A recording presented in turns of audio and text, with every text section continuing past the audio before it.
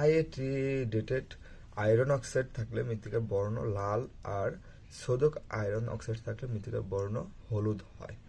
এদেশে মধুপুর, সিলেট ও চট্টগ্রামের পাহাড়ি এলাকা মৃত্তিকার লৌহ ও যৌগের আধিক্যের কারণে লালচে বা হলুদ বর্ণের হয়ে থাকে। সিলিকা ও চুন দ্রব্যের উপস্থিতিতে মৃত্তিকার সিলিকা, চুন দ্রব্য বা অন্যান্য লবণ দ্রবীভূত থাকলে মৃত্তিকার বর্ণ সাদা বা ধূসর হয়।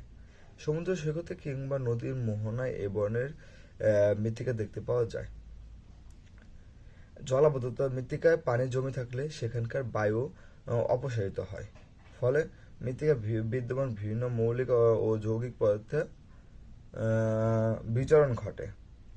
অক্সিজেন অনুপস্থিতি এই ধরনের বিচরণের জন্য দায়ী, যেমন লাল বর্ণের ফেরিক অক্সাইড সমৃদ্ধ সুনিষ্কাশিত মৃত্তিকা জলাবদ্ধ হলে ফেরিক অক্সাইড বিচলিত হয়ে ফেরাস অক্সাইডে পরিণত হয়, ফলে মৃত্তিকা হলুদ বর্ণ ধারণ করে। আর্দ্রতা: শুষ্ক অবস্থায় মৃত্তিকা বর্ণ হয় হালকা এবং আর্দ্র অবস্থায় মৃত্তিকা বর্ণ হয় গাঢ়।